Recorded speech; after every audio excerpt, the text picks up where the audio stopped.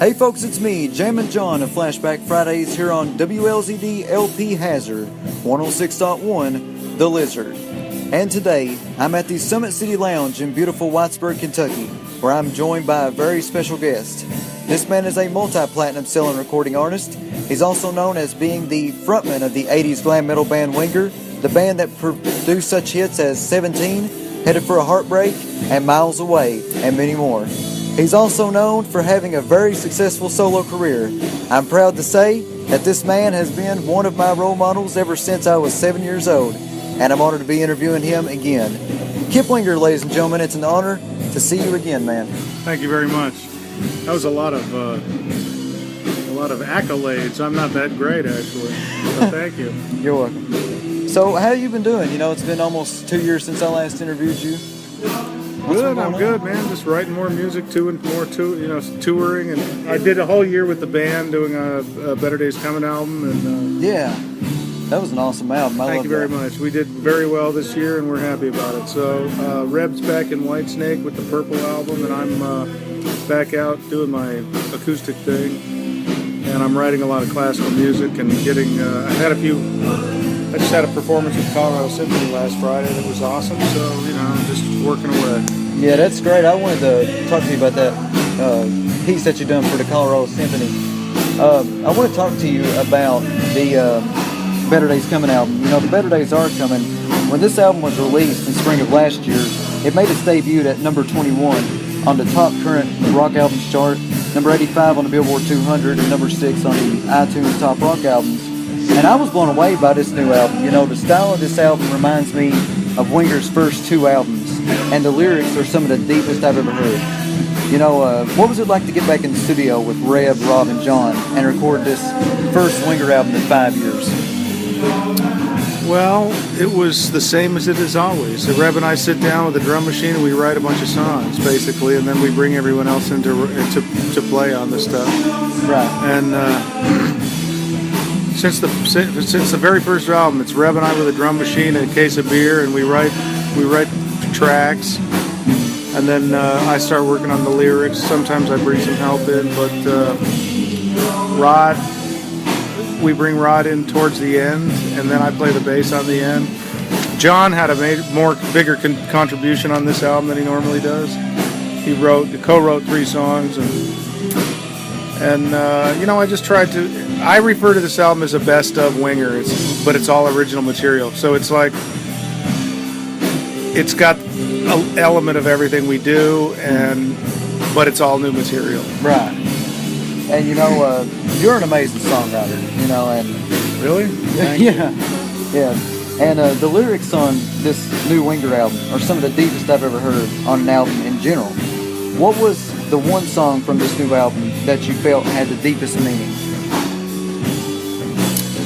That's an interesting question. Probably Who You Are Now, but Great song.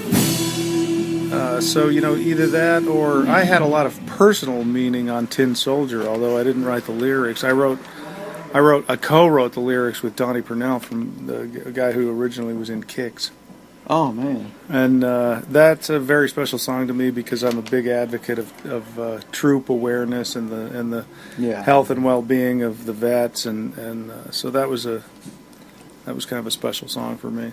That's definitely amazing because my grandfather, served during the Cold War, and I'm definitely for the troops as well. And that's we send them out to battle and then we screw them on the back end. It's ridiculous. We just have to be there to support them more and come up with ways to fund their needs, and it's a difficult job that they do, and they all have some form of PTSD in one way or the other. They put the ultimate sacrifice in, and they need better treatment. They do. So that song, plus the musically, that song was. One of those songs that we feel represents the musical side of us the most. Back when I was a kid, I remember when MySpace used to be the big thing. Long before Facebook and Twitter came in. And I remember going on the Winger MySpace page, and I remember listening to a lot of tracks by your band. And a lot of fans commented and would post like petitions and stuff, and the petitions were for Winger to be inducted into the Rock and Roll Hall of Fame. Really? Yeah. And I doubt we'll get there before Bon Jovi is. I don't know why they've inducted some really strange acts, and then bands like Bon Jovi are not in the Rock and Roll Hall of Fame. It freaks me out. Yeah, I don't understand. I don't get how Bon Jovi can't be in it. Richie Sambora and all the success that they've had. Then like you see like what War and Green Day and all them It's getting weird. in. Yeah, I don't get it. It's a sham. Yeah. And I've always wanted to ask you this because I don't think anyone's ever asked you this before, not only in an interview but in general conversation. If the Hall were to call you up and say, Kip, we feel as though Winger should be inducted into the Hall of Fame class of 2016, what would be your initial reaction? Well, I mean, it's always an honor to be considered for things like that, although I know that would never happen. So it's kind of like saying, what would you feel like if you took a space shuttle to Mars and you were standing on Mars? That's never going to happen. Right. So, maybe when I'm 1,000 years old, drink a glass of blood a day and I might make it. Man, you definitely deserve it, man. You do. I appreciate it. You're currently on another solo tour, doing some electric acoustic sets all around the world. Just recently you were in Miami at this Monsters of Rock cruise. Oh man, touring with Telsa, Europe, Night Ranger, Extreme, Michael Sweet Striper, who was just here a couple weeks ago, Honeymoon Suite, many more. How awesome was it performing on a cruise ship with other glam metal royalty? Oh, it's no different than this. I mean, it's just that when you walk out of your cabin, everybody wants to take a picture with you. So it's fine. It was actually, this time was really fun, actually. I had a great time. And it's always nice to be there with the other bands and stuff because we have a lot in common and it's fun to hang out. We did an Alice Cooper jam. That's awesome. With all ex-members of Alice Cooper, and it was really spectacular. Me and Katie had the privilege to see Motley Crue and Alice Cooper in Louisville last year, and oh man, Motley Crue was great on their final tour, but Alice Cooper, in my opinion, man, he stole the show. Oh, absolutely. Fear Addicts and all that. It's all real playing. I mean, Motley Crue is mostly on tape and stuff. Yeah. What I like most about you is how real and humble you are. You're not one of the many that is in it just for the money. You do it for the creativity and the love of music, and that's how it should be. And you have pushed beyond the realms of your creativity because you've done glam metal, rock, folk, and classical music. Rock, metal, and folk, they're some of the most popular genres in this region behind country. But there's a big percentage of the people in East Kentucky that, has a love for classical music. Last month, you were commissioned by your home state's symphony, the Colorado Symphony, to write a guitar and orchestra piece.